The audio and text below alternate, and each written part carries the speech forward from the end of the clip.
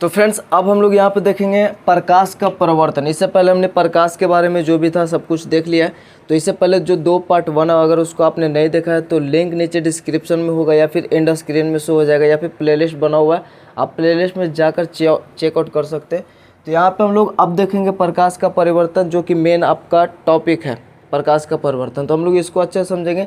तो हमने समझा था कि प्रकाश का परिवर्तन का मतलब होता है कि प्रकाश का किसी वस्तु से टकराकर वापस लौटना, ठीक है।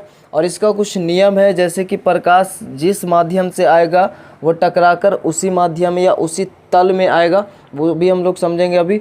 और वो किसी भी वस्तु से टकरा सकता है। वो परिवर्तन का मतलब ये नहीं कि वो चमकीला सतह हो, वो आईना ही हो या फिर कोई चमकीला सतह हो, वो कोई भी सतह हो सकता है, चमकीला हो, खुरदरी हो। जैसे ईटा हो तो वहाँ भी प्रकाश का परिवर्तन होता है। जो हम लोग को ईटा दिखता है खुरदरा टाइप से, वो चिकना नहीं होता, बट वहाँ भी जहाँ भी जो भी चीज़ हमें दिखता है वो प्रकाश के परिवर्तन के कारण ही दिखता है। तो प्रकाश का परिवर्तन वहीं होगा जो अपारदर्शी पदार्थ हो, जहाँ से प्रकाश आर पार ना हो, ठीक है, वहीं पे प्रकाश का परिवर्तन होगा। तो वो कोई भी सतह हो सकता है। तो डिफिनेशन में ऐसा लिखना जरूरी नहीं है चमकीला सतह, चिकना सतह, परिवर्तक सतह लिख दे तो चलेगा, ठीक है। तो बहुत सारे डिफिनेशन होते हैं प्रकाश का परिवर्तन का, अलग अलग लोग अलग अलग तरीके से लिखाते हैं, ठीक है। और अपने अपने जगह पे सब ठीक ही है, ठीक।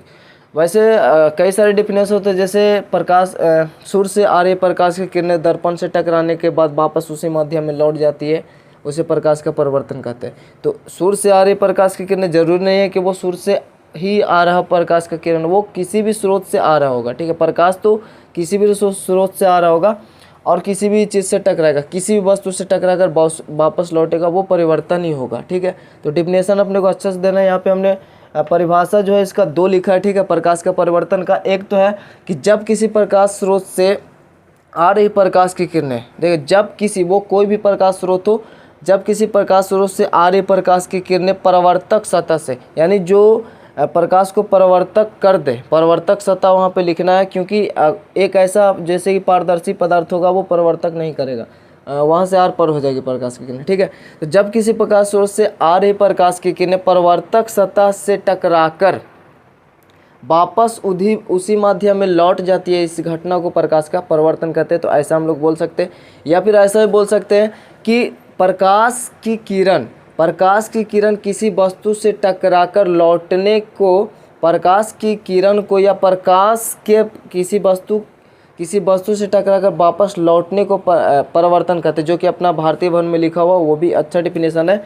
जैसे कि यहाँ पे हमने दोनों लिखा है। एक तो है कि जब किसी प्रकाश स्रोत से, यानी कोई भी प्रकाश स्रोत हो सकता है, चाहे वो बल्ब हो, टॉर्च हो, सूरज हो, किसी भी जगह से प्रकाश आ रहा है, जब किसी प्रकाश स्रोत से आती हुई प्रकाश की किरणें परावर्तक सतह से, वो सतह ऐसा होना चाहिए जो प्रकाश को परावर्तन कर दे, ठीक है, तो परावर्तक सतह से टकराकर वापस उसी माध्यम में लौट जाती है, इस घटना को प्रकाश का परावर्तन कहते हैं, ठीक है। जब किसी प्रकाश से आ रही प्रकाश की किरणें परावर्तक सतह से टकराकर वापस उसी माध्यम में लौट जाती है, इस घटना को प्रकाश का परावर्तन कहते हैं। तो ये भी आपका अच्छा डिफिनेशन है, इसको भी याद कर सकते हैं। या फिर आप ऐसा बोल सकते हैं, प्रकाश के किसी वस्तु से टकराकर लौटने को प्रकाश का परावर्तन कहते हैं। प्रकाश के किसी वस्तु से, चाहे वो कोई भी वस्तु हो, ठीक है। अब वो लॉजिकली तो कोई सोच ही सकता है कि वस्तु कैसा होगा, वो अपारदर्शी वस्तु होगा, ठीक है।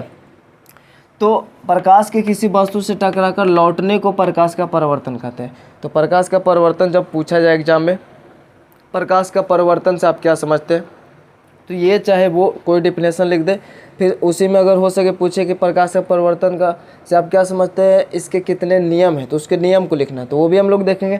फिलहाल ये होता है प्रकाश की परिवर्तन कि किसी भी, कोई भी प्रकाश स्रोत हो, चाहे वो सूरज हो या फिर टॉर्च हो, बल्ब हो, कोई भी हो, जब किसी प्रकाश स्रोत से आ रही प्रकाश की किरणें परावर्तक सतह से, ये एक परावर्तक सतह है, यहाँ पे कुछ भी हम लोग समझ सकते हैं। तो जब किसी प्रकाश स्रोत से आ रही प्रकाश की किरणें परावर्तक सतह से टकराकर, ठीक है, परावर्तक सतह से टकराकर वापस उसी माध्यम में लौट जाती है, परावर्तक सतह से टकराकर वापस उसी माध्यम में लौट जाती है, जिस माध्यम से आ रहा है, जिस एक ही उसी तल में लौट जाता है, इसको तल भी बोल सकते हैं, वापस उसी तल में लौट जाता है जिस तल से ये आता है, या फिर वापस उसी माध्यम में लौट जाता है जिस माध्यम से ये आता है। तो जब किसी प्रकाश स्रोत से आ रही प्रकाश की किरणें परावर्तक सतह से टकराकर वापस उसी माध्यम में लौट जाती है तो इसी घटना को प्रकाश का परावर्तन कहते हैं। और इसमें बीच में जो है एक हमने यहाँ पे डाला हुआ है अभिलंब, इस बिंदु को बोलते हैं, जिस बिंदु पे आपतित किरण यहाँ पे आपतित हुई है इसको बोलते हैं आपतन बिंदु, इसको बोलते हैं आपतन बिंदु। इसको भी हम लोग अगले स्लाइड में देख लेंगे। ये हमारा होगा आपतित किरण, इसको बोलेंगे आपतित किरण, और इसको बोलेंगे परावर्तित किरण। ठीक है, तो ये आपतित किरण हुआ, आने वाला प्रकाश को आपतित किरण बोलेंगे, जो इस परावर्तक सतह पे टकराकर वापस लौटा जो परावर्तित किरण हो गया, यानी परिवर्तन के बाद जो लौटता है किरण उसको परावर्तित किरण बोलेंगे। और आपतन बिंदु पर डाला गया ये जो लंब है 90 डिग्री पर, इसको हम लोग इसको अभिलंब बोलेंगे। ठीक है, इसको बोलेंगे अभिलंब बोलेंगे। तो ये इसमें 3 चीज़ें, एक तो आपतित किरण, एक परावर्तित किरण, एक अभिलंब हमने जो डाला, और जिस बिंदु पर आपतित किरण टकराती है उसको बोलते हैं आपतन बिंदु। तो ये 3 चीज़ है। आपतित किरण, आने वाले प्रकाश को आपतित किरण बोलेंगे, जिस बिंदु पे ये आपतित हुआ है परावर्तक सतह के जिस बिंदु पर ये आपतित हुआ आपतन बिंदु होगा। और परावर्तन के बाद लौटने वाले जो किरण है प्रकाश किरण उसको परावर्तित किरण बोलेंगे। और जो हम लोग आपतन बिंदु पर जो 90 डिग्री का लंब डाले उसको अभिलंब बोलते हैं। और इसी से हम लोग पता करते हैं कि क्या है, जैसे कि अगर ये अभिलंब नहीं होता तो यहाँ पे पता ही नहीं चलता है कि ये कितना कौन सा है कितना कौन का है। तो ये हम लोग एक तरह से काल्पनिक या अभिलंब रेखा है जिसको हम लोग यहाँ पे बीच में डालते हैं ताकि हमें पता चलता है कि इसके जो बीच में जो कोण बनता है, यानी कि आपतित किरण और अभिलंब के बीच के जो कोण है इसको हम लोग आई से सूचित करते हैं, इसको आपतन कोण बोलेंगे। और जो परावर्तित किरण और अभिलंब के बीच कोण बनता है इसको आर से सूचित करेंगे। ठीक है, इसको बोलते हैं आपतित कोण, इसको परावर्तन कोण बोलते हैं। तो ये 2 कोण होते हैं और ये दोनों कोण आपस में बराबर होते हैं, जो कि परिवर्तन के नियम में अपने को पढ़ना है। ठीक है, ये 2 नियम पढ़ना है। एक तो ये नियम पढ़ना कि आपतित किरण, परावर्तित किरण तथा आपतन कोण जो है वो तीनों एक ही तल में होते हैं। तल अभी हम लोग बात करेंगे अगले स्लाइड में, तल क्या होता है। उसके बाद कि आपतन कोण जो है, जितना कोण ये जो आपतित किरण है जितना कोण इस अभिलंब के साथ बना रहा है, परावर्तित किरण भी अभिलंब के साथ उतना ही कोण बनाएगा। सपोज ये 30 डिग्री पर होगा तो ये भी 30 डिग्री पर होगा। तो ये कुछ परावर्तन का नियम है कि जिस माध्यम में आएगा उसी माध्यम में लौटेगा। ये तीनों एक ही तल में होता है, आई और आर बराबर होता है, इसका इंग्लिश नाम होता है उसके अनुसार यहाँ पे आई और इसका आर है। ठीक है, तो ये होता है इंसिडेंट रे और ये होता है रिफ्लेक्टेड रे, और उसी के अनुसार इसका नाम है। तो बस इसमें कुछ नहीं है। परिवर्तन का डिफिनेशन आपको समझ में आ गया होगा, उसको याद रखना है कि परिवर्तन क्या है। तो किसी ये वाला भी याद रखते थे, प्रकाश के किसी वस्तु से टकराकर लौटने को, प्रकाश के किसी वस्तु से टकराकर लौटने को प्रकाश का परिवर्तन कहते हैं। या फिर जब किसी प्रकाश स्रोत से आ रही प्रकाश की किरणें परावर्तक सतह से, ठीक है, परावर्तक सतह से टकराकर वापस उसी माध्यम में लौट जाती है, इस घटना को प्रकाश का परिवर्तन कहते हैं। प्रकाश का परिवर्तन 2 प्रकार का होता है। अभी हम लोग समझते हैं कि प्रकाश का परिवर्तन जो है वो सभी जगह पे होता है, चाहे वो चिकनी सतह हो, चाहे वो खुरदरी सतह हो। ठीक है, वो हर जगह पे परिवर्तन होता है। लेकिन अंतर क्या होता है कि परिवर्तन तो यहाँ भी होता है लेकिन यहाँ पर समानांतर रूप से होगा। जैसे यहाँ से प्रकाश की किरण आया और ये ऐसा कुछ लौट जाएगा। ठीक है, फिर यहाँ से कोई प्रकाश का किरण आया तो ये कुछ ऐसा लौट जाएगा। तो यहाँ पे देख रहे हैं ये जो किरण है, ये जो किरण है, ठीक है, यहाँ पर कुछ अलग सीन है, यहाँ से आएगा और यहाँ से इस प्रकार से समानांतर रूप से यहाँ पे देख रहे हैं ये समानांतर रूप से वो परिवर्तित हो रहा है। ठीक है, लेकिन यही अगर खुरदारी की बात करें तो वहाँ पे खुरदारा टाइप से रहेगा। ठीक, ऊंचा नीचा ऐसा रहेगा। तो वहाँ पे क्या होगा कि सपोज यहाँ से कोई किरण आया, यहाँ टकराया और यहाँ से परिवर्तन का नियम यहाँ भी फॉलो करेगा। अगर बीच में अभिलंब डालेंगे तो इसके साथ भी दोनों साइड जो कोण बनेगा वो सेम ही बनेगा। तो ये ऐसा लौट गया, कुछ यहाँ से आएगा किरण, यहाँ पे टकराया और इधर लौट गया। ठीक है, तो इस प्रकार से ये समानांतर नहीं होता है। यहाँ पे हम लोग देख रहे हैं समानांतर नहीं है, परिवर्तित कोण को उधर जा रहा है को उधर जा रहा है। लेकिन अगर एक किरण की बात करें, इसका इसका आपतित जो किरण है ये है और परावर्तित किरण इधर है, तो इसमें अभिलंब डालेंगे तो ये जो नियम है परिवर्तन का वो यहाँ भी फॉलो करेगा कि तीनों एक ही तल में होंगे, आपतन कोण और परिवर्तन कोण दोनों बराबर होंगे, तो यहाँ भी वो चीज़ होगा। बस यहाँ पे फ़र्क इतना है कि ये समानांतर रूप से परिवर्तित हो रहा है और यहाँ पे समानांतर रूप से परिवर्तित नहीं हो रहा है। कुछ किरण यहाँ पे आएंगे, ऐसा ऐसा आएगा और ऐसा चला जाएगा, ठीक है। कुछ हो सकता है यहाँ पे आया, यहाँ से टकरा कर यहाँ पे चला गया, तो वो तो उड्डा खबड़ होता है, खुरदारा टाइप से, तो वहाँ पुश टाइप से होता है, लेकिन ये प्लेन सरफेस है, ठीक है, तो इसलिए यहाँ पे समानांतर रूप से होता है। तो ये होता है, बाकी परिवर्तन हर जगह पे होता है, सिर्फ वो वस्तु अपारदर्शी होना चाहिए, यानी पारदर्शी नहीं होना चाहिए, यानी आर पर नहीं हो प्रकाश से वो। तो ये प्रकाश का परिवर्तन बस इतना है। प्रकाश का परिवर्तन का दो नियम होता है। बिना प्रकाश के परिवर्तन के हम लोग किसी भी वस्तु को नहीं देख सकते। जैसे अगर ये दिख रहा है तो ये भी प्रकाश के परिवर्तन के कारण जब इस यहाँ प्रकाश टकराकर हमारे आँखों तक पहुँचा तब ये वस्तु दिख रहा है। अगर इससे नहीं परिवर्तन होता तो ये वस्तु नहीं दिखता। सपोज अगर प्लेन एक शीशा हो तो वो दिखता नहीं है, क्योंकि उससे प्रकाश आर पार हो जाता है अगर हम लोग अब बारीकी से ना देखें तब, ठीक है। ये है, तो यहाँ भी दिख रहा है, तो यहाँ पर रेड वाला रेड ही दिख रहा है, क्योंकि यहाँ से जो प्रकाश का किरण होता है उसका रंग श्वेत होता है, और श्वेत रंग में 7 रंग होते हैं। और इस जो ये हम स्केच देख रहे हैं, रेड अपने को दिख रहा है, तो यहाँ से रेड रंग परिवर्तित होकर हमारे आँखों तक पहुँचा, तब यहाँ से हमें रेड दिख रहा है। जो भी रंग होता है वही रंग परिवर्तित होता है, तो वो लोग हम लोग आगे अपवर्तन में पढ़ लेंगे। फिलहाल परिवर्तन में इतना था। अब हम लोग नियम देख लेते हैं, प्रकाश का परिवर्तन का नियम। ये याद रखना है, इसको आपतित किरण बोलेंगे, जो आता है उसको आपतित किरण बोलेंगे। जिस बिंदु पर आपतित किरण टकराता है ना उसको बोलते हैं आपतन बिंदु, और परिवर्तित किरण बोलते हैं जो लौटता है किरण आपतित के बाद, उसको परिवर्तित किरण बोलेंगे। बीच में हम लोग जो आपतन बिंदु पर एक लंब डालते हैं उसको अभिलंब बोलेंगे। और अभिलंब यानी आपतित किरण और अभिलंब के बीच के कोण को आपतन कोण बोलेंगे, और परिवर्तित किरण और अभिलंब के बीच के कोण को परिवर्तन कोण बोलेंगे।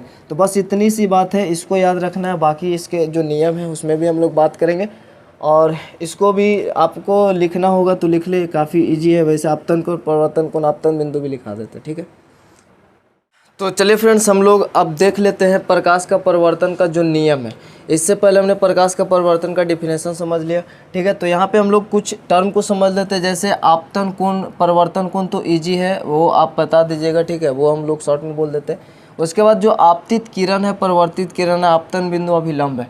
तो आपतित किरण किसको बोलते हैं? तो आने वाले प्रकाश किरण को आपतित किरण बोलेंगे। जो प्रकाश किरण आ रहा है, ठीक है, जो आपतित हो रहा है, मतलब आ रहा है किस पर, जो चमकीली सतह है या जो भी वस्तु उस पर, यानी आने वाले प्रकाश की किरण को आपतित किरण बोलते हैं। और परावर्तित किरण किसको बोलते हैं? तो जो परिवर्तन के बाद लौटता ना किरण उसको बोलते हैं परावर्तित किरण। तो प्रकाश के परिवर्तन के बाद जब यहाँ से प्रकाश आता है उसके बाद परिवर्तन के बाद जो किरण वापस लौटती है उसको बोलते हैं परावर्तित किरण। तो प्रकाश के परिवर्तन के बाद लौटने वाले किरण को परावर्तित किरण कहते हैं। उसके बाद आपतन बिंदु किसको बोलते हैं? तो आपतित किरण ये जो चमकीली सतह है जिस बिंदु पर आपतित होती है उसी को बोलते हैं आपतन बिंदु। तो प्रकाश किरण परावर्तक सतह के जिस बिंदु पर आपतित होती है, प्रकाश किरण परावर्तक सतह के जिस बिंदु पर आपतित होती है उस बिंदु को आपतन बिंदु कहते हैं। तो प्रकाश किरण परावर्तक सतह के जिस बिंदु पर आपतित होती है आपतन बिंदु कहलाता है। और अभिलंब किसको बोलते हैं? तो आपतन बिंदु पर खींचा गया लंब अभिलंब कहलाता है, ठीक है। तो ये था। उसके बाद एक और बचता है, जैसे आपतन कोण किसको बोलते हैं? तो अभिलंब और आपतित किरण या फिर आपतित किरण और अभिलंब के बीच के कोण को आपतन कोण कहते हैं, और परावर्तित किरण और अभिलंब के बीच के कोण को परिवर्तन कोण कहते हैं। ये आपतन कोण, परिवर्तन कोण। तो ये तो आप इजी बता दीजिएगा कि अभिलंब और आपतित किरण के बीच के कोण को आपतन कोण, और परिवर्तित किरण और अभिलंब के बीच को परिवर्तन कोण बोलते हैं। तो ये काफ़ी इजी है। अब हमारे पास एक क्वेश्चन जो काफ़ी इंपॉर्टेंट है, प्रकाश के परिवर्तन के 2 नियम होते हैं। कितना नियम होता है अगर पूछा जाए तो 2 नियम होता है। वैसे क्वेश्चन में एक साथ भी पूछा जा सकता है कि प्रकाश के परिवर्तन से आप क्या समझते हैं, इसके 2 नियम को बताइए, या फिर इसके कितने नियम होते हैं वर्णन कीजिए। तो प्रकाश के परिवर्तन का डिफिनेशन ले लो, उसके बाद लिखना है कि प्रकाश के परिवर्तन के 2 नियम होते हैं। पहला नियम क्या होता है कि ये जो है आपतित किरण, परावर्तित किरण तथा आपतन बिंदु, ये तीनों आपतन बिंदु पर खींचा गया अभिलंब, ये तीनों एक ही तल में होते हैं।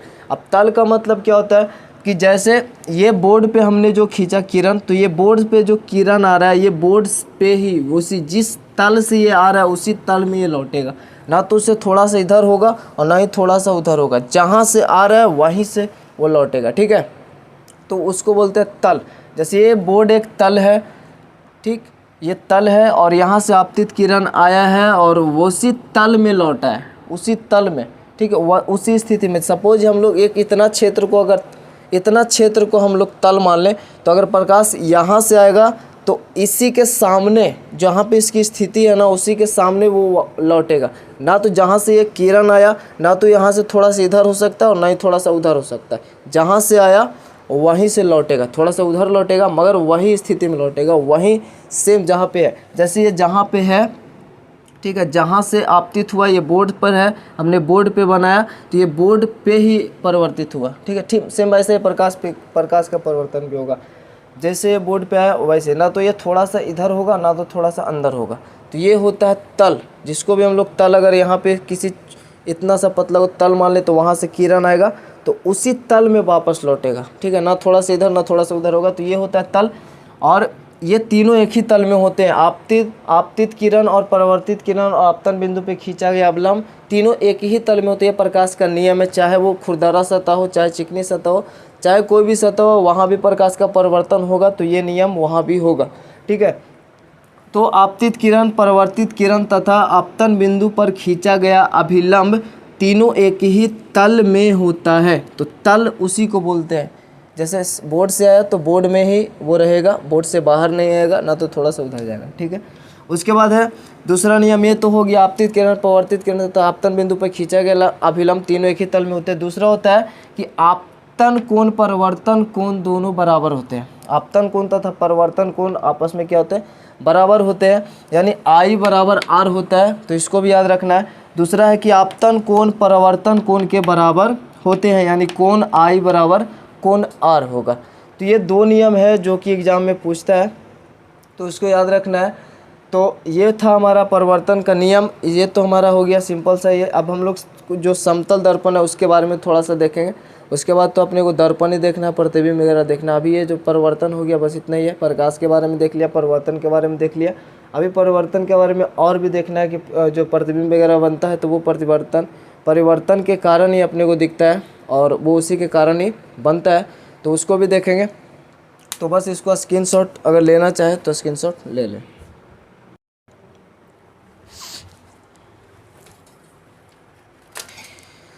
तो चलिए अब हम लोग थोड़ा सा इस समतल दर्पण में जो प्रतिबिंब, जब समतल दर्पण में जब हम लोग जो किरण है वो अगर लंबवत आए तब वहाँ पे क्या होगा, इसको थोड़ा सा समझ लेते हैं। चूँकि ऑब्जेक्टिव क्वेश्चन में इस टाइप से इससे रिलेटेड क्वेश्चन पूछा जा सकता है। तो देखिए समतल दर्पण पर लंबवत पड़ने वाली किरण का परिवर्तन, यहाँ पे हमने देखा ये लंबवत नहीं पड़ रहा था, ये इस प्रकार से तिरछा था, तब ये इस प्रकार से परिवर्तन हो रहा था। यहाँ पे तो हमने समझ लिया था I बराबर R होता है, जितना डिग्री का यहाँ पे कोण बन रहा था, ठीक है। तो ये लंबवत नहीं था, लेकिन यहाँ पर देख रहे हैं कि ये समतल दर्पण है, तो अगर कोई किरण लंबवत आएगा अर्थात 90 डिग्री पे आएगा, आपको समझ में आता है 90 डिग्री, तो उसी पे आएगा। जैसे यहाँ पे 90 डिग्री पे है, तो अगर 90 डिग्री के साथ ये कोण बनाते हुए आ रहा है तो वो उसी जिस पथ से, जिस रास्ता से आया ना, उसी रास्ता से वापस लौट जाएगा, यानी कोई कोण नहीं बनेगा, एक भी डिग्री का नहीं, क्योंकि जहाँ से आया वहीं से लौट गया। तो उसका आपतित किरण जो है अभिलंब कहाँ पे, वहीं पे तो डालेंगे ना अभिलंब भी, तो कोई फैलाव ही नहीं रहेगा वहाँ पे। जैसे कि फैलाव दिख रहा था, इसके साथ इतना फैलाव है, इसके साथ में ये इतना फैलाव में है, ठीक है, उतना दूरी में, तो वहाँ पे R था I था, कुछ ना कुछ कोण है, क्योंकि यहाँ से इतना फैलाव है तो कुछ ना कुछ कोण होगा, यहाँ से इतना फैलाव है तो कुछ ना कुछ कोण होगा वहाँ पे। लेकिन यहाँ पे क्या है कि ये भी इसी जगह पे है, ये भी इसी जगह पे है, तो एक भी फैलाव नहीं, कुछ भी डिग्री का फैलाव नहीं, यानी जीरो। तो यहाँ पे क्या होता है, समतल दर्पण में आपतित किरण, परावर्तित किरण दोनों एक ही पथ में होते हैं, तो यहाँ पे एक 0 डिग्री का कोण बनता है, I भी 0 और R भी 0 डिग्री। तो नियम तो वही है ना, यहाँ भी आपतन कोण परिवर्तन कोण का बराबर होता है, लेकिन 0 डिग्री होता है, ठीक है। तो बस ये होता है कि जब समतल दर्पण में लंबवत किरण पड़ता है तो वो उसी पथ में वापस लौट जाती है। तो क्या होता है कि समतल दर्पण पर लंबवत पड़ने वाली प्रकाश की किरण परिवर्तन के बाद उसी पथ पर वापस लौट जाती है। समतल दर्पण में, ठीक है। जब लंबवत प्रकाश की किरण पड़ेगी तो उसी पथ पर वापस लौट जाएगी, कितना डिग्री का कोण बनेगा, तो 0 डिग्री का कोण बनेगा। तो बस इतना याद रखना। अब हम लोग, ये तो प्रकाश का परिवर्तन हो गया, तो अब हम लोग सीधा प्रतिबिंब पढ़ेंगे, काफ़ी अच्छे से उसको देखेंगे और काफ़ी मज़ा आएगा प्रतिबिंब को पढ़ने में। तो वीडियो अच्छा लगा तो इसको लाइक कमेंट शेयर से कर दीजिएगा, और चैनल पर नया तो चैनल को सब्सक्राइब करके बेल आइकन को प्रेस भी कर दीजिएगा, ताकि आने वाला वीडियो की नोटिफिकेशन सबसे पहले आप तक पहुंच जाए। और कमेंट बॉक्स में आप कमेंट करना ना भूलें। वीडियो को दोस्तों के पास जरूर से शेयर कर दीजिएगा, ताकि ज़्यादा से ज़्यादा लोगों तक पहुँच जाए। तो मिलता है नेक्स्ट वीडियो, तब तक के लिए जय हिंद, जय भारत।